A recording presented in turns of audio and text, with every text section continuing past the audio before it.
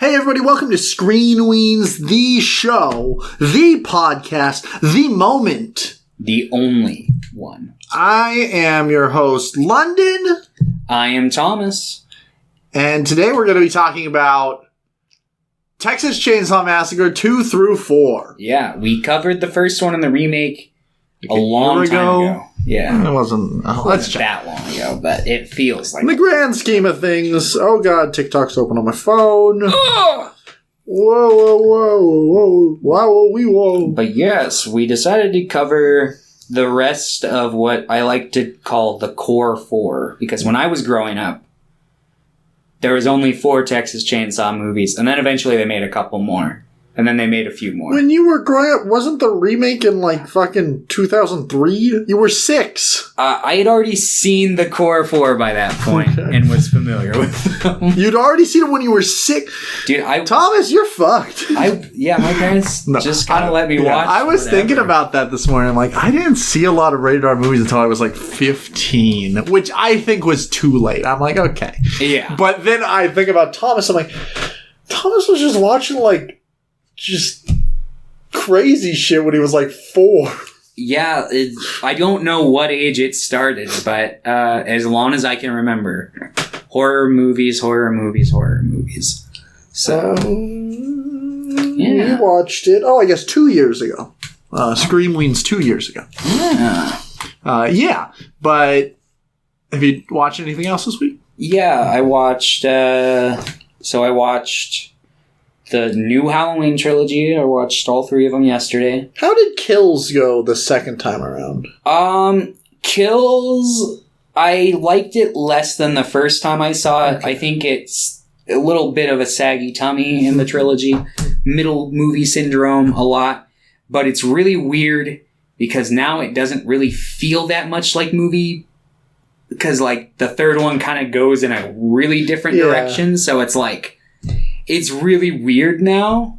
Especially because they, like, it's like a pretty standard pace throughout. And then the last, like, 2 minutes just, like, fucking hits the gas pedal and just, like, kind of speeds. And I remember when we saw the movie and reviewed it, like, I didn't like that aspect. Yeah.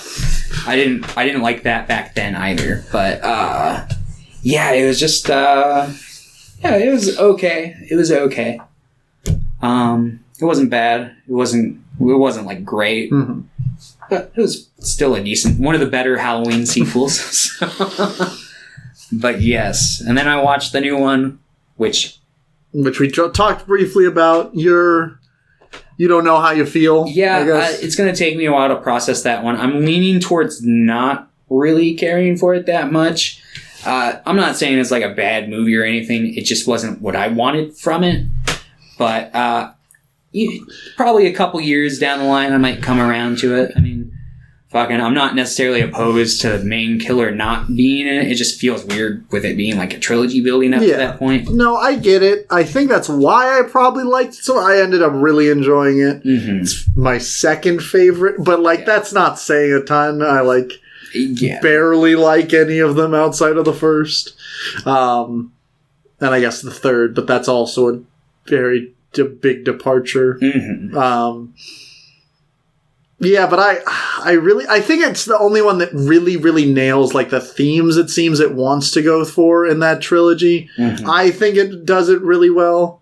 And I think it's a good end cap while also being a really big departure from a lot of the other ones. It's weird though. I was watching it being like, this is crazy! Yeah, it's certainly strange. That opening scene definitely actually surprised me. I was not expecting that fucking... Yeah. I was just like, oh! And it was also... I was like, ah! Yeah. I audibly made a noise in the theater. I was like... Yeah, I think that one probably got me more than, spoiler alert, to a similar scene from a different movie. I feel like if I even say the title... Well, spoiler alert incoming briefly. Fast forward a little bit. Hereditary. Okay. Because with that one... I was able to see it coming because for 30 seconds before it happened, she's got her fucking head out the window. Mm-hmm. So it's like, all right, well, this is what's going to fucking happen. It just makes sense. Well, this one, I'm like, is Michael gonna kill this kid? And like, he's gonna get blamed on it or something? I'm like, oh no! He just fucking... Up until, like, the door shut on him and shit, like, I thought the kid was gonna kill him. Yeah, I was like, this is... So, yeah, that opening really... really surprised me. Mm-hmm. There's a lot of things that I just... Maybe that's why I like the movie so much. It legitimately had me on my toes like the entire time. I had no idea what they were going to do for a lot of the things. See, once I figured out the direction it was going, I felt pretty concrete in where it was going. And I'd say it kind of played out. That's fair. I think maybe like 60% through the movie, I was like, okay, I kind of get... yeah, but I thought that was great. I really enjoyed that. What else did I watch? I watched A Girl Walks Home Alone at Night. Oh, yeah, I've always wanted to see that one. Yeah, I've been excited to see it, and I like it. I think it's very pretty. Mm-hmm. I like what it's going for. It's a really relaxing movie, but something just didn't click for me. Like, I liked it, but I was, Yeah, I think I've kind of heard similar sentiments around. I liked it. I kind of wanted to love it, but I just, wasn't quite there. There were a couple standout scenes that I'm like, this is fantastic. Mm-hmm. I also watched another Kiyoshi Kurosawa movie. That's the guy who did Cure. Mm-hmm. I watched Pulse. Oh, yeah, I've always heard really good things about it. It's so good. Mm-hmm. It's definitely more, like, dated than Cure. Like, about, like... It's about like phone, it's about like early internet, but I think that adds to the charm. Like it's supposed to be dated. It's supposed to be like a time capsule or something. I think it works really well. I think I still like Cure more, but I love this one as well. I thought it was fantastic.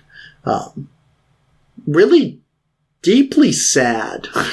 Yeah. Deeply sad. Feels like his horror movies dive into that, which I really like. Yeah. So I've been meaning to check out more of his work. And then I watched... Do you remember Vacancy? I don't know if you ever saw it with Luke Wilson. Yeah, I remember... I think I watched part of the first one on cable when I was a kid, but I remember the posters at the very least. I ended up really liking it. I watched it because I remember seeing the trailers as a kid. I'm like, that looks so scary.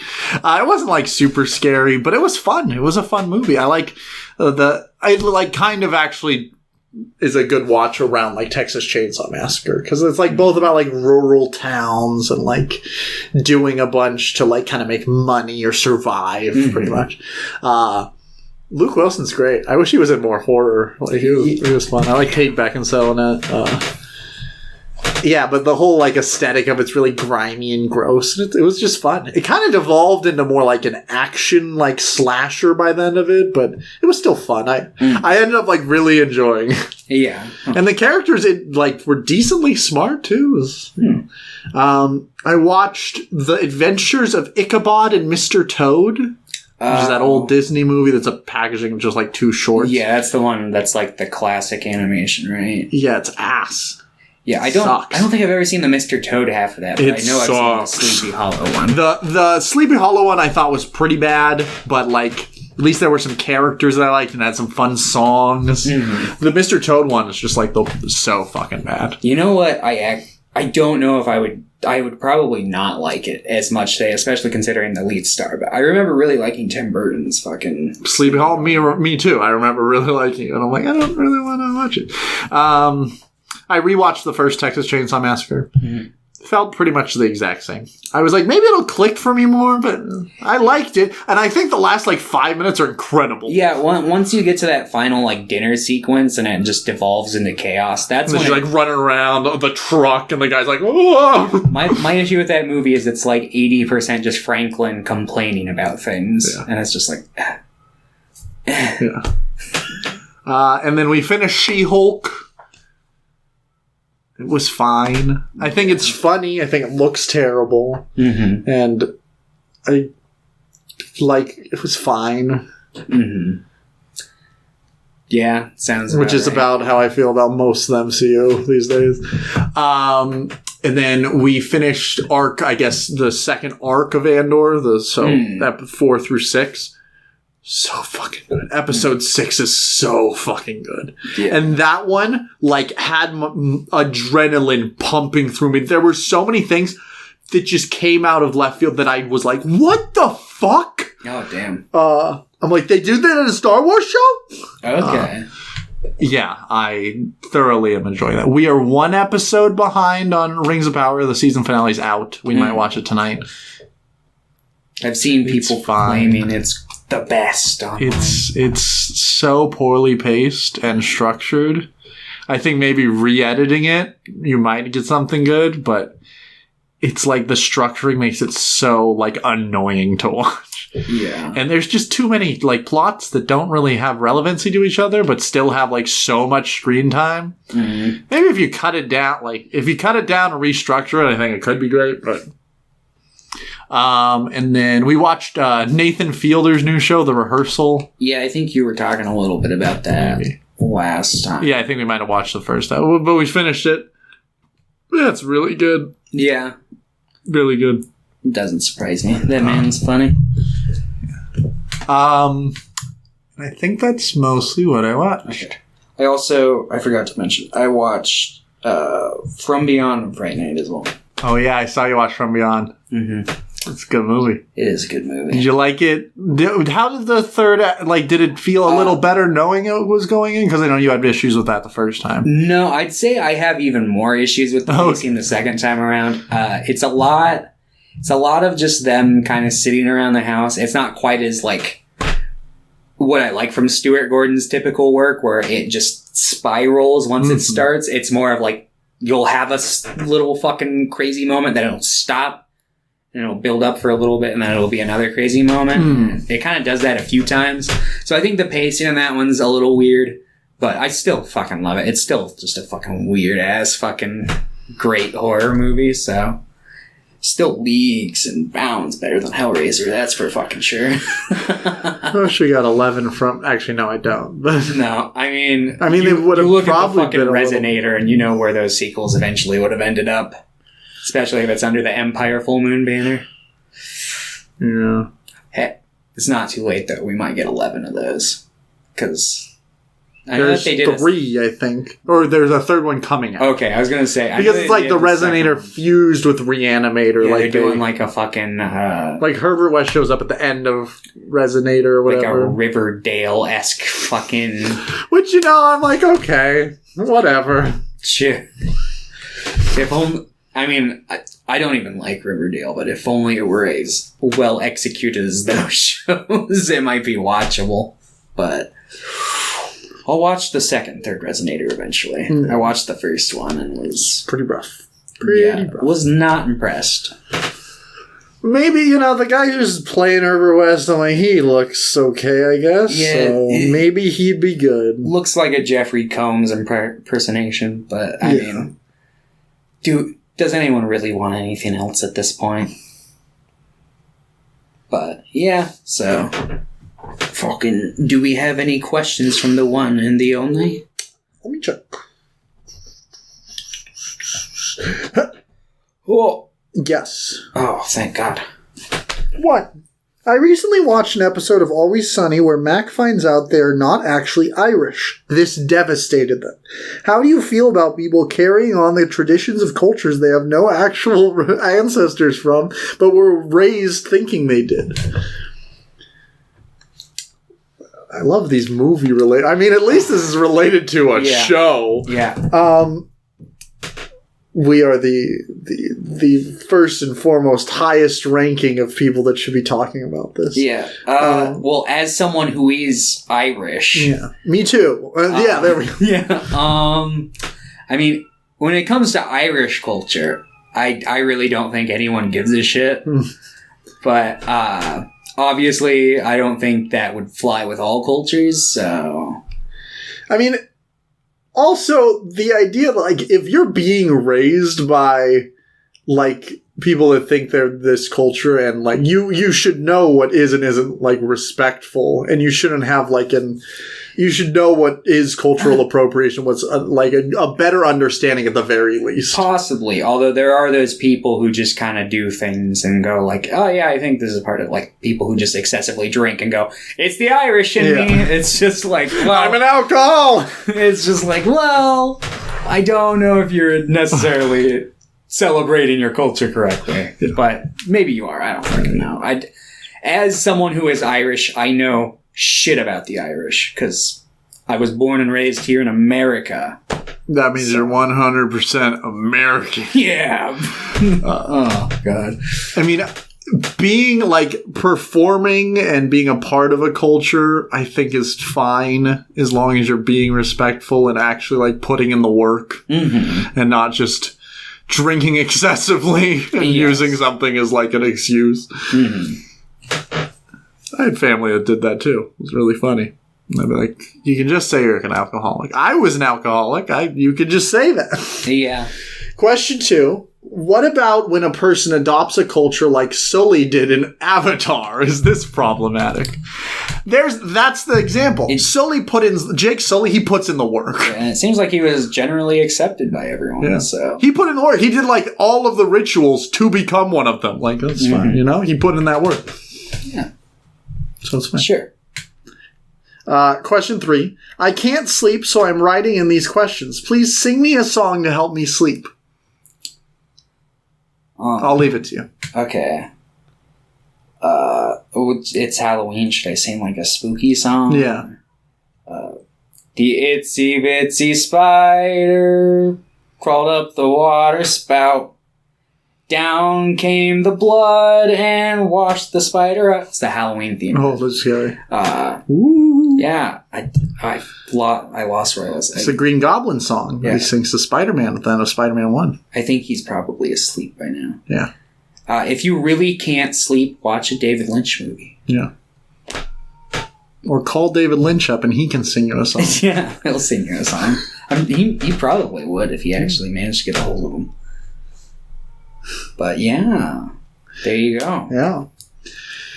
Okay, let's kick it into overdrive. It's time to talk about the Texas Chainsaw Massacre Part 2. Yes. It's very good. Yeah, this one's fun. Very fun. I think I saved this one for last, which I think kind of dampened a little bit because I had just sat through a lot of Texas Chainsaw movies. Not all of them, but most of them. So I was just a little like, oh man. But yeah, this is without a doubt my favorite Texas Chainsaw movie. Yeah, it's wild. It's fun to look at too. And it's like, it's got, so they're in like an abandoned amusement park, like underground labyrinth by the end of it. And I'm like, why is this amusement park in a cave? Yeah, Dennis Hopper's just fucking going around in a cowboy hat with chainsaws. He's dual wielding chainsaws, fighting Leatherface at the end of the movie. I'm like, this is cinema right here. They got the chef character back from the first one, but you also have the guy that like it's their relative that was he wasn't in the first movie because he was in Vietnam. Yeah, Chop Top, played by Bill Moseley, who is more or less kind of just the fucking hitchhiker. Yeah. He's more eccentric, but I'm like, why did he die? He didn't die, or did he? He did die. He did die? He got his head, like, run over by the semi-truck. Oh, that's right. Yeah. He could have brought him back. It's fine. Yeah, like he could have just not had a head. When I was a kid, I thought that was him. I missed that Vietnam line, so I thought like that's what the plate was, his head. But we had to reconstruct him. Yeah. Well, if anyone had the technology, it was. They have a bunch of cannibals. So. Yeah, I mean, I think this movie is able to illustrate a lot of the same, like, themes of the first movie while also being ridiculously goofy. Yes. I really like both the leads in this. I like Dennis Hopper. I like the person that plays... Is it Stretch? Is that her? Yeah, Stretch and Lefty. Lefty, yeah. I think they're fun together. Dennis Hopper's character is, like, actually a maniac, and he's like, sorry, I let you be captured. Yeah. He's like, is he supposed to be the dad of somebody that died or something like that? I think when I grew up, I thought he was supposed to be his brother, but I think a dad would make more sense than a brother. The dad of who? Franklin. That's why when he finds that wheelchair down there, he gets all... Oh, that's right. He gets all sad. I'm pretty sure he's supposed to be his brother, but I might be misremembering that. Lefty, TC, and 2. Let's see. Former Texas Ranger turned blank because the page is loading.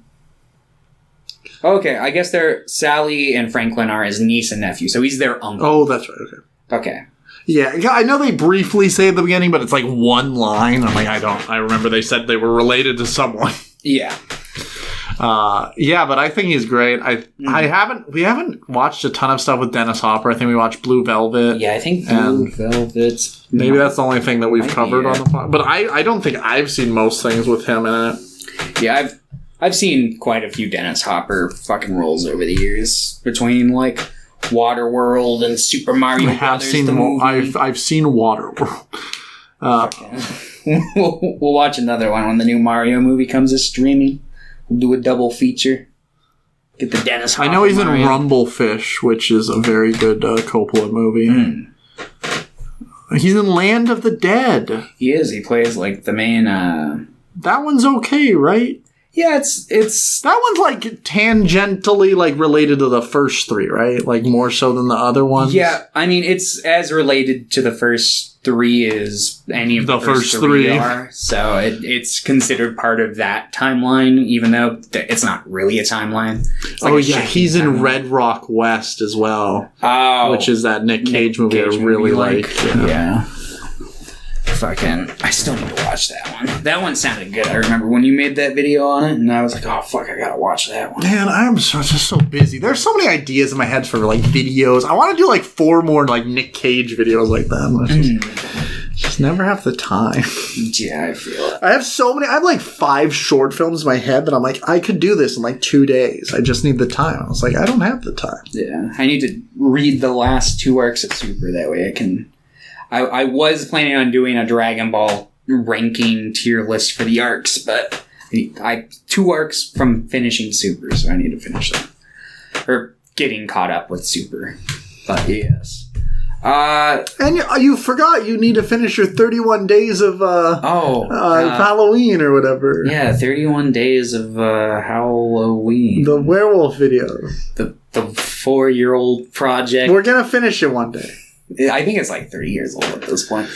Yeah, maybe I'll just pick all the Halloween movies one day. I mean, we do like beginning of the month of October. We usually do like a big series, and eventually, what are we gonna do? Howling? Shit, we've watched Leprechaun, Howling. Like even I'm thinking about next year. I'm like, what the fuck are we gonna do? Saw? What?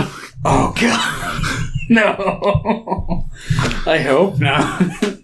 We'll just wait till they make 6 Terrifier movies, and then we'll cover all of those. Oh, my shit. We're already, if you count the short, we're at 3. So, if you count All Hallows Eve, it's different shorts, we're at like 4.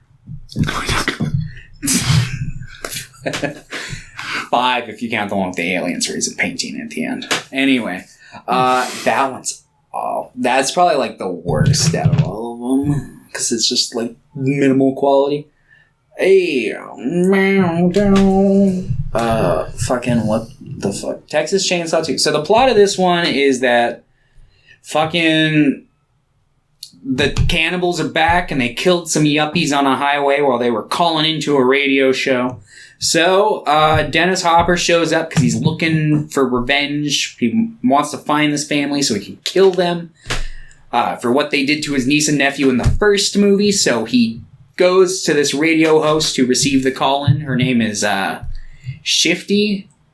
I thought it was Stretch. I couldn't remember. Shifty. I couldn't remember. Yeah, it's Stretch. Vanita Stretch Brock. Yes. Her name is Stretch, and he basically convinces her to play the audio of the murder over the radio, which really upsets the cannibals. So they're like, we need to track her down and kill her and steal this tape. So they kill her coworker, and she ends up getting her legs wet through some there's a cooler in the back that Leatherface is chopping up, and then he gets fucking horny, and he's like, she kind of sees that and kind of works it to her advantage, and he ends up not killing her and kind of going.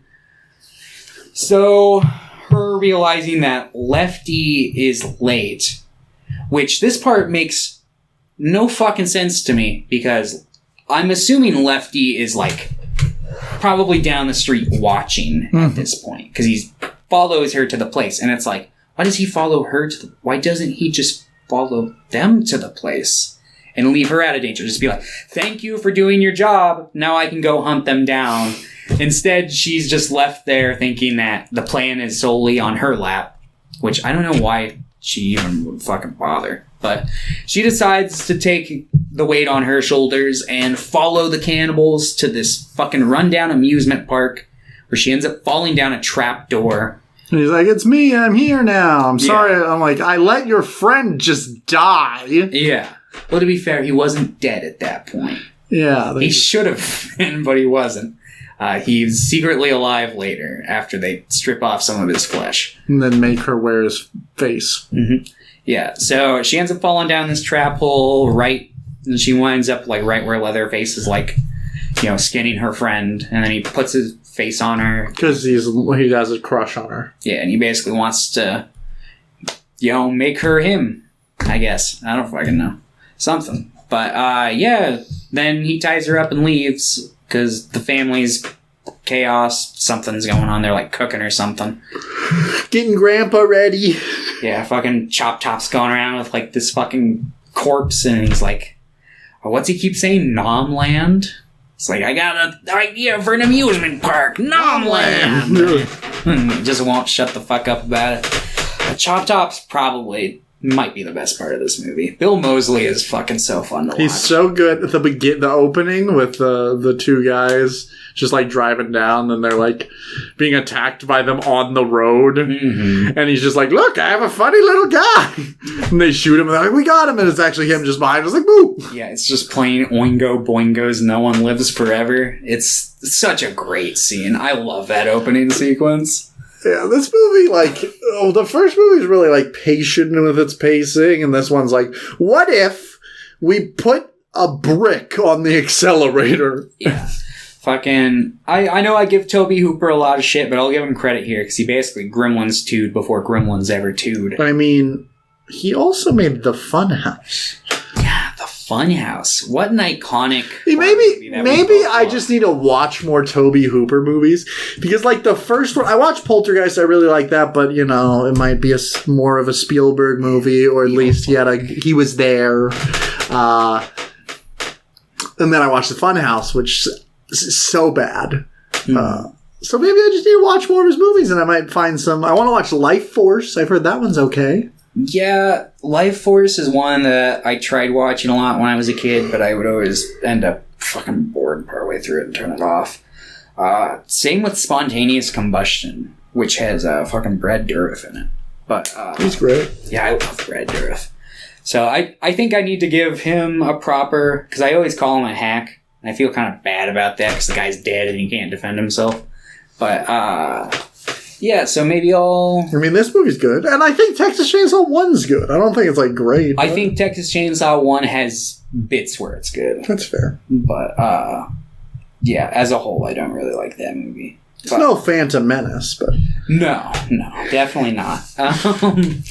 But, so, fucking... Yeah, I think I'll probably rewatch through a bunch of his movies at some point and... update my opinion on him, but for the time being, I'll give him credit where it's due here, because he basically knew he wasn't going to top the acclaim of the first one, so he just made fun of it. And it works. Yeah, it's great. It's a fun time. I think it has a lot stronger characters than the first movie too. Mm-hmm. I like the lead actress in the first one a lot. Yeah, she's good. I'm surprised. She was in. I think she has a cameo in 4, and she plays someone else in Texas Chainsaw 3D. Yeah, she has a cameo. And I'm like, why didn't the weirdest thing in my mind is that they never brought back her as her character. No, they do. They bring back her character in. No, they completely rip off Laurie Strode, but her actress had passed away at this point, so they just get a different actor to play her. And it's really in weird. What, the new one? Yeah, the one that came out this year, which I watched, and it's really bad, right? It's pretty bad. It's not unwatchable, but as a Texas Chainsaw movie, it's kind of disrespectful, and there's a lot of just fucking it's very right-wing with what it's trying to say, and it's this is very strange. I've noticed that with horror movies, though. They tend to lean kind of towards the right, when sometimes with their messaging, which I guess kind of makes sense because a lot of horror movies are in survivalist mode. Yeah, well, I feel like in general, horror, like from its foundation, was really feminist and really like, I would say a lot of early horror was really left-leaning too, because it was reactionary to like the status quo.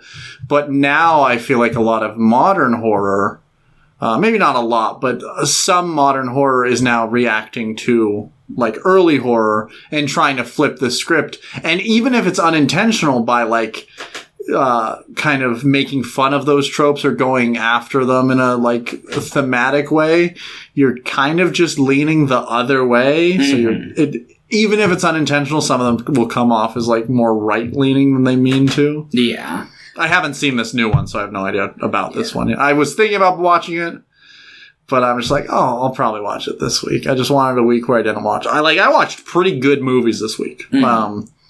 Like I think I watched one movie I actively didn't like, and that's out of all of the ones I watched. So, which one was that? 4 I did not like. 3, I guess I'll talk. Like 3, I thought was okay. I didn't even include these in that. Wait, what? Fucking. No, but yeah, The Girl I liked, Halloween Ends I liked a lot, and then Pulse I thought was fantastic. I guess I watched She-Hulk, but it's like 30 minutes of my time. Yeah. But yeah, I think this movie's really fun. It's goofy. It has a great soundtrack. It has great characters. And I like the aesthetic of it. I think it looks great. I think the first movie looks great too. In like kind of like farm town and like the cornfields and stuff like that. But this is like weird rundown town, abandoned amusement park. Like a lot of it is very fun. Yeah. No, I feel that. And it has the chainsaw fight at the end. Yeah, the chainsaw fight. I was like, yes. I was messaging them, I'm like, guys, there's a chainsaw duel in this. And I look up from my phone from saying, I'm like, guys, he just pulled out a second chainsaw. Yeah, no, he's got the big chainsaw that he uses, and he's got the 2 little ones that he pulls out. I remember the scene where he goes to the chainsaw store, and he's like, let me look at these. And he's just like, he's swinging them around, and the guy's just like, what the fuck is this guy doing? It's so great. I love it. Yeah, this is definitely. Does he die at the end? Dennis Hopper? What happens to him? I think it's insinuated. So basically, what happens is she survives. Chop Top chases up fucking Lefty Stretch upstairs, and Lefty has put the chainsaw through his gut, and he's fighting him with the little chainsaws. Grandpa's like right behind him with the hammer. Yeah, and tosses it at Leatherface, and he hits him in the head, and he falls over. Simultaneously, underneath of them is the fucking gas station attendant from the first one, the grandpa or the dad or whatever he's fucking called. Oh, and he's got the cook. The cook, yeah.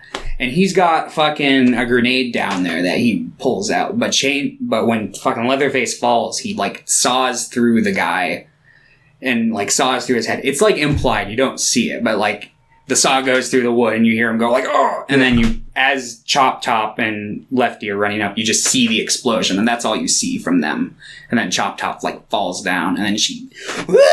Yeah. So that was great. Yeah. She does the classic Leatherface. So that's another thing. Like, they could have brought back Lefty in these sequels, yeah, too. No. I guess maybe they probably couldn't afford Dennis Hopper. Well, he's dead. Well, I meant in like 3 or 4. Oh. Yes. Well, yeah. Dennis Hopper died. I thought you were talking about like in the newest one. He died in like late 2010? I don't know. Early like 2009-ish. Somewhere around there. Like, maybe 2011. I know it was like probably like around like 12-ish when he died. Maybe. 2010. Yeah, so... Rest in peace. I don't know if you were crazy in real life, but you were certainly crazy every time you were on screen. And I loved you for it. But yeah, Texas Chainsaw 2. To me, this is the absolute peak of everything Texas Yeah, Chainsaw. I don't know. Maybe have you seen all of them now? I've seen them all except for Leatherface. That might be the best one. You don't know. Might be the best one. I highly doubt it, but it could be. yeah, this one's good. I like it. It's fun. Fun movie. I remember watching these and I'm like, oh, thank God it's not another Hellraiser week. Yeah, no, not quite. Not quite. I'd say Texas Chainsaw, even at its worst, excluding Leatherface, which I haven't seen yet, leagues more watchable. At the very than least, Hellraiser. like, even with 4, it at least feels like a movie. Yeah. It's a bad movie, but like some of those later Hellraiser movies, I'm just like, this feels like an AI made it. Like, it doesn't feel like a product. Like, it feels like a product. It doesn't feel like someone made this. It feels like it's like, you know how, I imagine it's how people who don't like Neon Genesis feel about the ending of Neon Genesis when they're watching those later Hellraiser movies. Because it's like low budget. You question anything that's going on because it's a constant sanity game with half the fucking characters in some of those later sequels, and you're just like, what the fuck? Like, didn't I already watch this? Yeah, I feel like I watched, and the fact that I watched them all back to back was just like, oh my god. I honestly, I was thinking, I'm like, I think that was the worst week. Like, I remember the Christmas week was really rough. The one where we watched, like, the Rankin and Bass ones. But at least, like, Frosty was fine. And they were all, like, 30 minutes. Yeah, I'd say the only week where I ever actually had, like, oh my god, I'm actually struggling to do this was To Boldly Flee. I struggled with that one. At least that was, like, one thing. And I sat there for 4 hours and was like, I think I watched it in like 20-minute increments because I couldn't. That I would have fucking went crazy. Anyway, I think you're going to give Texas Chainsaw Massacre Part 2 a 7 out of 10.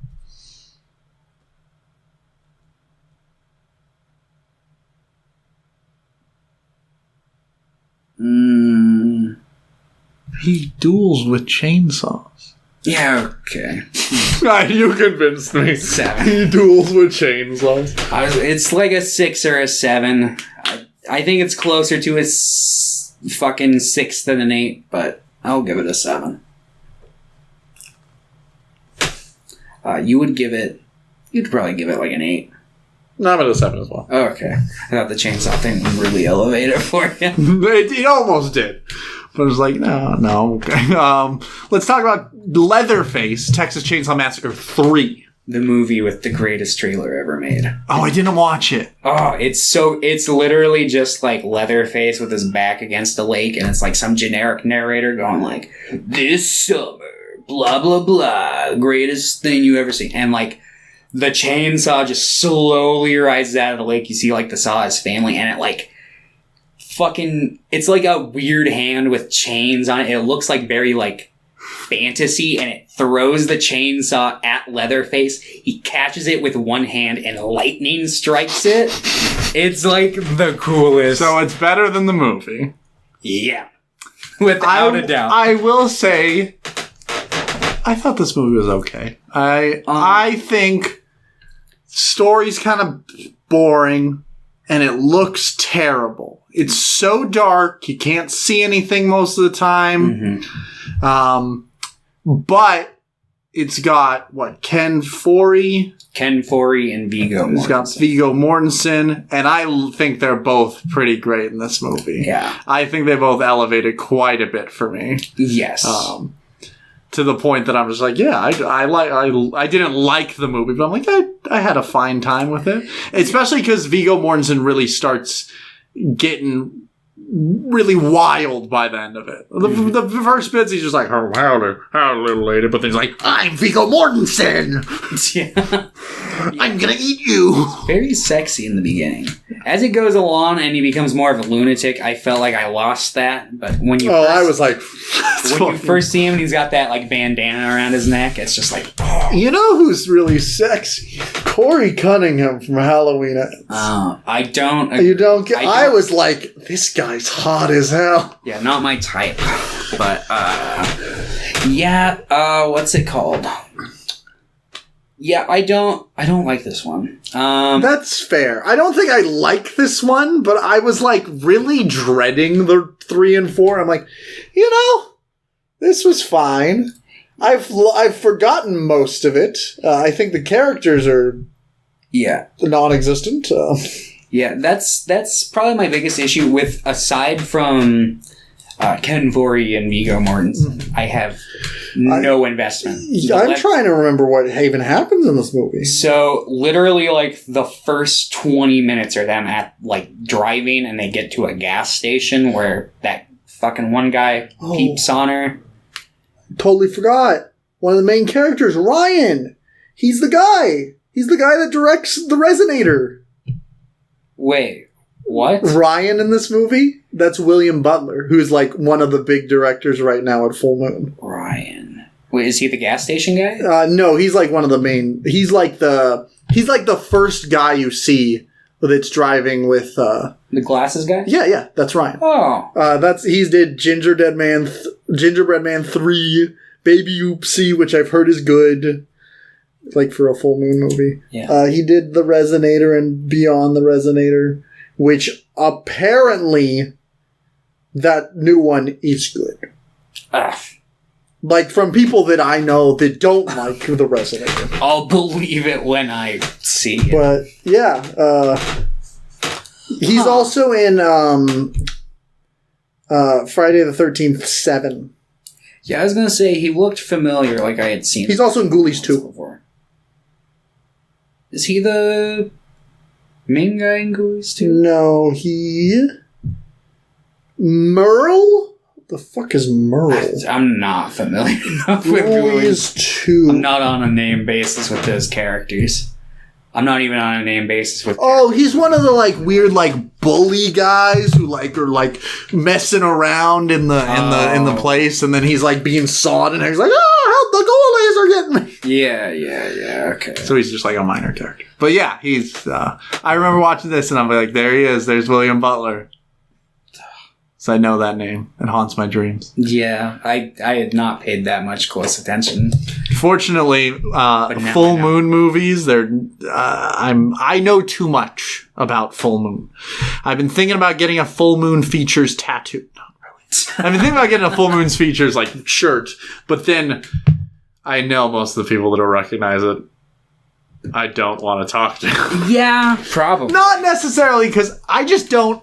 Well, if I would wear it, I would either be out doing something or I'd be at work. And either of those settings, I don't really want to stop and have a conversation about fucking Puppet Master. Yeah, that would be the main. They'd be like, hey, you like a Puppet Master? That's what they would sound like. And I'd be like, I like 4 and 5? From the director of Texas Chainsaw Massacre 4. Oh. Wait, that's not true. Hold on. It's from the director of one of these movies. It might be 3. It is 3. No, Jeff Berg. He did Pumpkinhead 2, which I haven't seen yet. There's 4 of those. Yeah. He did Puppet Master 4 and 5, which 5 I think is my favorite Puppet Master movie. He also did The Werewolf Reborn. That's the Full Moon one. Mm. You didn't like that one. No. But, yeah, 3, it has a lot of people in it that I'm like, whoa, Full Moon! Yeah, jeez. I probably would have liked it more had I actually been making those connections throughout the movie, but I was not. I was just watching the movie. I will say that I think it's R.A. Mihailoff, I think his name is. He plays Leatherface in this movie. Mm. They have a different actor for Leatherface in like every single movie. Yeah. So he never has the same like presence. He always feels different. I think I like the presence of him the most in this one. I think he's big and burly, and he's also in he's in Hatchet, I think 2 or something, just like as a guy who's like, I'm gonna go fight Victor Crowley. Oh man. So I like him in this one, and I think that the main character, Michelle or whatever, she dies, right? She die? No. Ken Foree saved her. Yeah. Fun fact, originally Ken Foree's character does die. He gets an on-screen death. But he's like, I'm not dying. But the like producers or whatever forced them to like write an ending where his character survives, because people, I guess, like test screenings or thought he was like the most likable character, which I Yeah, I agree. Yeah, I think not killing him was a fine choice. Mhm. But I think she's fine in this. I don't think her character is like anything. Yeah. I don't think Ryan... But I think the acting in this is mostly pretty decent. Yeah, the acting's not my issue. I actually think that the person... Leatherface has like a daughter in this. I don't know if... Is it... She's credited as Leatherface's daughter. Oh, weird. Yeah, because they talk about it, like, Leatherface. Like, they're being really creepy about Leatherface. Because in the second one, it seems like he's being like creepy, but it's more like it has a more innocent tone to it. Yeah, like they haven't he's even like, given him the sex talk. Like this one is like, okay, this just means that he's like been sexually assaulting women and then killing. I was like, no. But I think the daughter, like the little girl, I think she's fun. Like the way she's like, Yeah, I wonder. She must. I think she's like in like a fucking. She's just generic blonde. She's in Friday the 13th 7 again. Oh, she's just that like, makes sense. That makes sense. Yeah. I was gonna say she must be in like a Nightmare on Elm Street movie or something. As one of like the little fucking Freddy's Boiler Room girls or something. Because like she looked really familiar. But yeah, now that you say that, that makes sense. Go away, Dad! I don't want you to fucking come out here. So I think like the cast is working hard, and then no one else is. The script's not, and I think it looks bad. I think the movie looks like... I think 4 looks bad too, but this one's like... I think if it looked better and the script was better, I'd enjoy this. But as it is, I think it's fine. Like, I think it has a really, really just boring script to the point that I forget all of what happened. I mean... Because nothing really happens. Yeah, it's literally they go to that gas station. Viggo Mortensen gives them like the alternate directions. So they get chased away. They go on his road that he recommends. Then that semi-truck throws a fucking like deer carcass at their car. And then Leatherface chases them. They run into Ken Foree after they crash into his car. And then they basically immediately go to the house. She gets fucking crucified to the chair, and fucking director of the Resonator gets fucking strung up on the wall where his head gets smashed in with a hammer. Ken Foree shows up and fucking shoots out the window. Director of the Resonator. Yeah. And then the two of them escape, and fucking... I want to say, like, they shoot the grandma with the voice box. I don't know I don't remember what happens to the little girl. I don't know. I don't remember what happens like Leatherface and all of them. I remember he gets stabbed again. Yeah, something. He doesn't like ever die though, but it's never like you know. Yeah, but basically the girl escapes, and then after fucking what's his name, Leatherface like kills Ken Foree for a minute, but he's not dead because the producer wants him back. So do I. So he's like, I'm fine.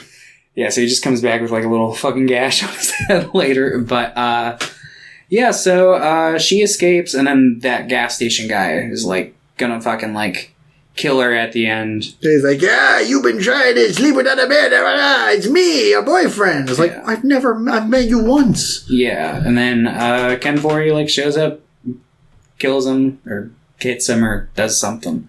It's basically, let's get the fuck out of here. And they get the fuck out of there, and it's over. That's right. Not a whole lot really happens in the movie. But, like I said, the cast is enough to keep me engaged enough that even though, like, I do not give a shit about what's happening, I will watch it. Yeah, I mean, I'm glad I rewatched it. I hadn't rewatched this one since I was a kid. And so it's nice to check it out again.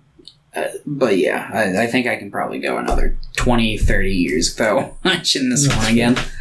But yeah. Until they do like the Legacy sequel 100 years after its initial release. Yeah. That'd be kind of sick. Yeah, I don't know. Like what? I'm just curious what's going to happen with these like big horror movies like 70 years from now, you know? I don't know. I'm interested to see what's going to start happening with them like a couple of years from now, because I mean, Halloween just wrapped up its trilogy, so like that timeline is pretty much closed down. So we got like 9 more years until another reboot. Maybe. When was... Because Zombies movie was, what, 2004? 2003? And then 2 was in No, 2007 or something? Zombie did 2007, and then 2 was 2009. So it was 9 years. So not, oh yeah. But honestly, like, that was a big jump because Resurrection was what, 2000 or something like that? Or? Like 2002. So they only waited to like 5 years. Yeah. I don't think it'll be that long, but maybe. I mean, it's hard to say. Let's go the original route that 3 was trying to do. Let's start doing some anthology. Let's start doing different spooky stuff. But yeah, we got no Freddy. I think we haven't had a Freddy in a while. Yeah, the last one was that really bad reboot, right? Yeah, because Robert Englund officially retired from the role after Wes Craven died, but even then he hadn't been in one since Freddy vs. Jason. So before that, it had been even longer. We haven't had Jason since 2009 with the fucking oh god, what's the fucking name of that Michael Bay studio that does all the fucking remakes? I can't remember the name of them. Clear Waters or something, something like that. Which I still haven't watched that one. It's okay, from what I remember, but that's by the same guy who did the Texas Chainsaw Massacre one. I'm pretty sure. I believe so. Yes. Yeah, Hellraiser. We just got one, but that never really went away, unfortunately. Heck, just long enough to where it. I mean, 2018 was the last one. Yeah, but which is nice. At the very least, this new one was like, "Hey, we're just gonna actually make like they didn't need to do it for the rights." Or anything. They just made them every 7 years. So this one was like, well, at least we know they're wanting to make a movie for another reason. Yeah, I guess Chucky's back in TV show form. Yeah, I've heard it's pretty okay. I don't know. There's going to be a Hellraiser TV show that, and we just got the Child's Play. There was that reboot, that remake of Child's Play a couple of years ago. Yeah, that was that was like a cash grab though, because that was like literally like the studio who owned the rights to Child's Play, but not Chucky, were basically like saw that the TV show was about to get started, and they just wanted to fucking cash in on that. So it was super fucking. I haven't watched it, but I thought it was bad, but I don't think it was terrible. I would probably really dislike it just due to fucking. That's fair. Maybe if I rewatch it, I really dislike it, but I was like, yeah. But yeah. So I'm interested to see. We're gonna have to start at least slasher wise. I mean, the slasher genre might be dying down. I feel like we just got Scream, and we're getting like Scream 6. Like Scream's staying for a decent chunk. I mean. And it feels like a lot of the slasher it has to have something else. Like Happy Death Day is like the time loop. We had Freaky, which I didn't watch, but that's the like Freaky Friday-esque one where she switches bodies with Vince Vaughn. And Vince Vaughn's a serial killer. So the serial killer's in a teenage girl's body. And she's in Vince Vaughn's body. It sounds fun. Mm-hmm. I think it's by the same director as Happy Death Day. Oh, okay. But yeah, I feel like it's definitely more geared toward like supernatural hauntings and. But I feel like I think it'll probably just cycle. I feel like there'll be a big resurgence in slashers in like 10 years. Yeah, maybe. I mean, we might be in one now. I mean, we had been in a large fucking slasher dry spell for a long time, and. I mean, the Halloween movies just fucking came out. Scream's coming back. You got Terrifier in theaters. I keep seeing shit like, Terrifier 2 made this guy vomit and pass out. I'm like, so was that boring? Or what? I just love being a hater sometimes, you know? I feel it. I just don't get it. Terrifier 2 has like a 3.7 on Letterboxd. No, yeah, people are. And I was like, what the fuck?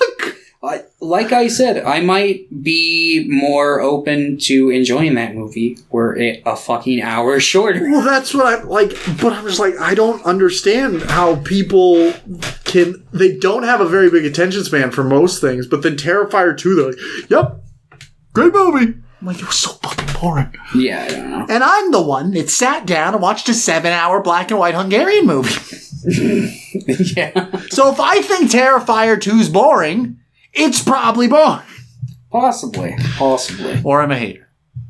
Possibly. Or both.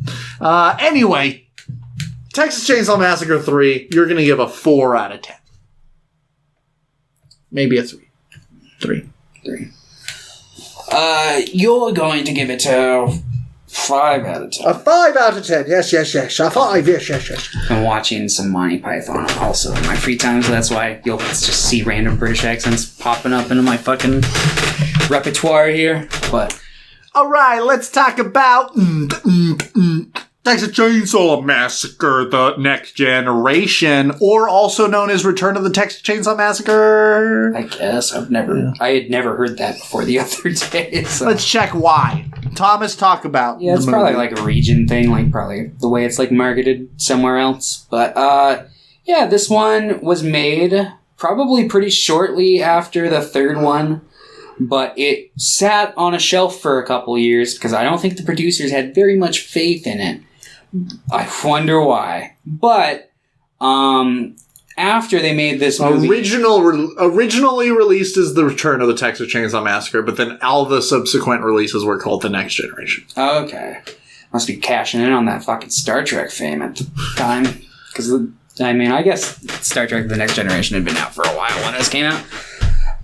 I don't even know why they call it The Next Generation. There's no new Anyway, Return, I guess, works better because every fucking single one of these original Core 4 movies has like a new family in them, and it's not consistent. It's like you can see the through line where it's like this character is definitely meant to be kind of this character, but it's not. Like Matthew McConaughey's in this one is very similar to like Viggo Mortensen's. And his character, I think, is meant to be like an offshoot of the cook, maybe? I don't fucking know. So this movie came out, it had a limited release in 95, and then didn't distribute it anymore. They had a limited release in the US and Japan. And then 2 years later, in 97, after they became Hollywood stars, so Renee Zellweger and Matthew McConaughey, then they're like, okay, let's release it. Yeah. But even so, it was a financial catastrophe. Did not do very well. No. Because it fucking sucks. It's boring, and it doesn't make any fucking sense. What the fuck are they trying to do with this movie? I don't know. Like, it's basically... Oh, God. It's like 3, if instead of just being a random road trip for a couple that's probably going to break up, it's prom night, and just... some people fucking leave the school dance, and then they get lost on a road and, like, fucking crash into this guy. And then, yeah, basically they have to call a tow truck, and they go to this lady who gets them in contact with Matthew McConaughey's tow truck, and it turns out it's a big scheme to get fucking people into this night of horror with the Texas Chainsaw Massacre format. And it's really bad. I think I like this one more than I like 3, just simply because sprinkled throughout, there are little moments of just fucking pure weird corniness. Like that's the scene where she's coming back from the pizza place and finds the one girl who has escaped off screen from the hook. And she starts hitting her with a stick. But it's like so light. Yeah. And she's like, please don't hit me. And she's like, all right, but don't crawl away. Like, that kind of shit is so weird that it's kind of funny. So I'm like, okay. But yeah, this movie is really bad. It's just more of the same. They try to do that, like, fucking, like, She's All That sort of a thing where it's like, oh, see, Renee Zellweger is really pretty if she takes off her glasses. And it's like, why are you doing this in this movie? Yeah, it's like, this makes zero fucking sense. The characters are intentionally unlikable in this one, which I think this might be the first entry that tries to do that with its characters. Because it's like... It's like, why? That's not... All of them except for Renee. Yeah. She's like probably the likable one, but she's really just passive. And it's like, at least Hellraiser has like a reason to do that. Like, I'm like, why do you need to do that with these movies? Like, this movie, what is the point of making them insufferable? Yeah. It's that scene where the jock guy, like, is about to be, like, abducted into this house, and he, like, just locks the door behind him, and he's like, all right, I need to take a piss. And he just goes around and looks for the bathroom for a couple minutes. That part is also really weird. There are little just... It's like, why did they do this moments that kind of fill me with joy? Yeah. I get it. They didn't for me, but I could kind of see it.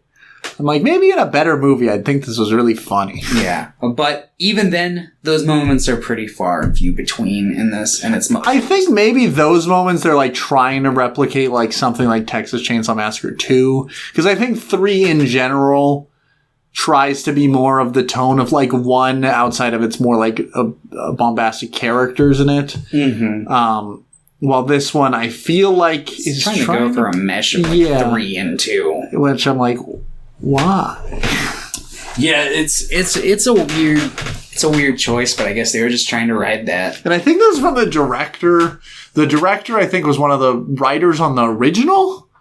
I mean, maybe. That wouldn't... And I don't think he directed anything else. Yeah, it's probably like the John Russo of the original Texas Chainsaw Massacre.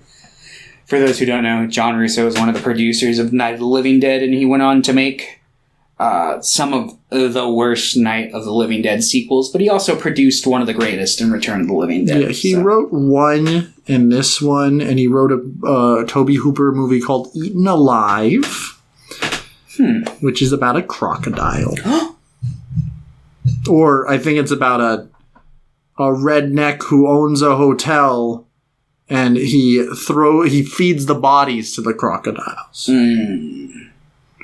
Tobe Hooper, look at him go. Kind of sounds like a little bit like Lake Placid. Classic movie. I haven't watched that one since I haven't seen it. Real young, so. Yeah, they introduce, like, Matthew McConaughey as a villain is fine. He's kind of bad, but at least he's like, yeah, Matthew McConaughey, and he's got like a robo leg. Not really. He has like it is a robo leg. He has like he like moves it with a remote control at times, but then he doesn't like it. Yeah, it's fucking stupid. But yeah, fucking. And then they introduce this like big villain who's like behind everything. Yeah, I don't know. And he's like trying to make it like a spiritual journey through pain, I think. And I'm like, is this like Martyrs? Is that what they're going for? It's like Martyrs or hell, even Hellraiser. It's like, I'm just like, what is happening? And they never really like show. And then he shows up at the end again, and he's like, sorry.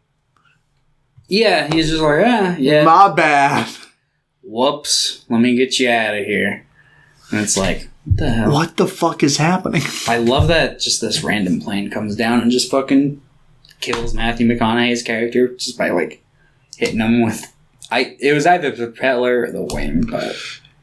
I will say I do like at the end when it's kind of like the first movie where the people show up on the RV and they're like, don't open the door for her. Like, don't stop. But then they see she's being chased by Leatherface and she's like, there's a monster after that girl.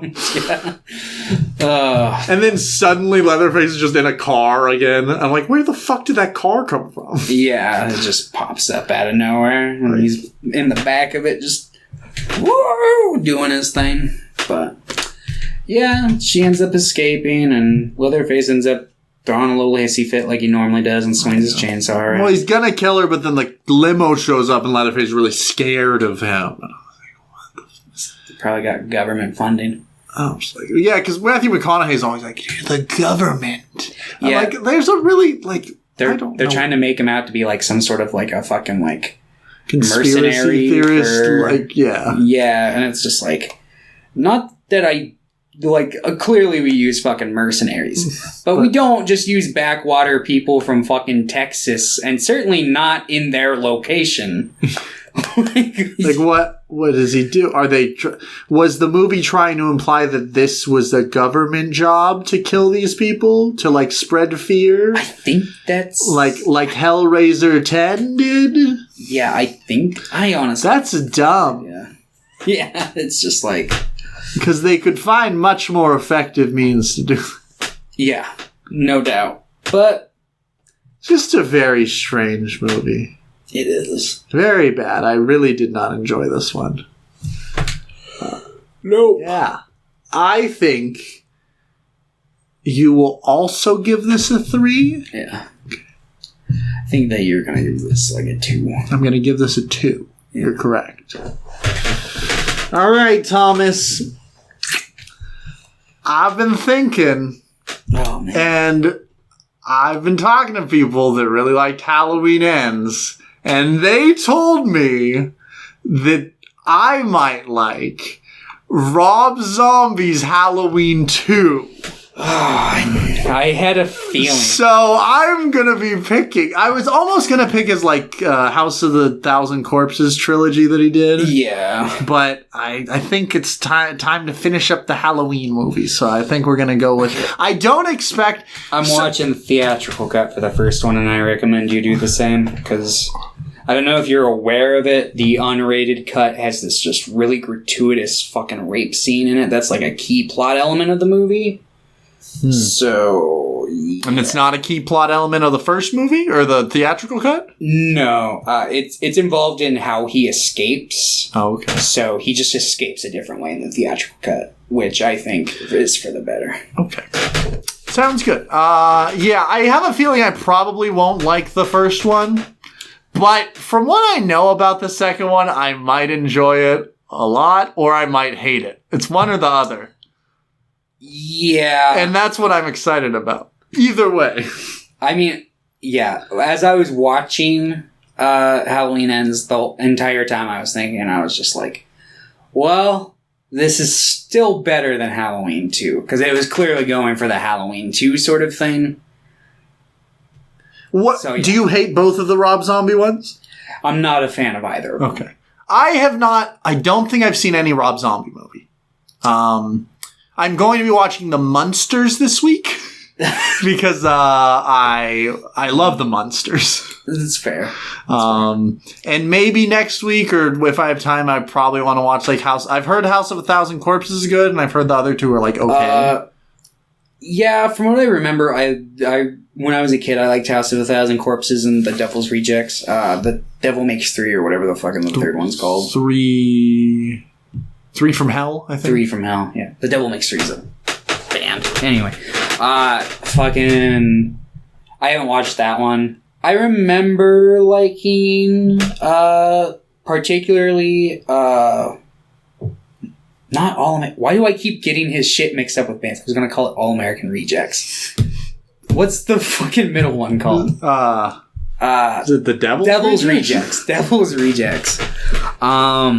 Yes, I remember liking the Devil's Rejects quite a bit, but I don't know if I would now. Maybe I would, maybe I wouldn't. I'm interested to hear your thoughts on them. I haven't watched them in probably since I was fucking in middle school. But yes. Okay, Rob Zombie's Halloween 1 and 2. Alright. I guess it could have been worse. Yeah, I could have picked Hellraiser 1 through 11 again. You could have. Oh, God. Yeah, no, I'd certainly watch any Rob Zombie movie over those fucking pieces of shit again. Because at the same time, Rob Zombie, he clearly likes to make movies. He has fun. Yeah, as bad as some of his stuff may be, at least there's a passion there. Yeah. Yeah, I'm really interested to see your thoughts on fucking House of a Thousand Corpses in particular, because that one, I just remember feeling it's like a music video. It's very just sporadic and random, kind of. But there's a plot and there's a through line, though. But yeah. Okay. Nice, simple week, because we're also doing Read Weens that week. So. Mm-hmm. Cool. Alright, sounds good. Fucking. So tell your grandma next week. Rob Zombie's Halloween 1 and 2. Only on Screen. Screen Weens. It's my Rob Zombie impression.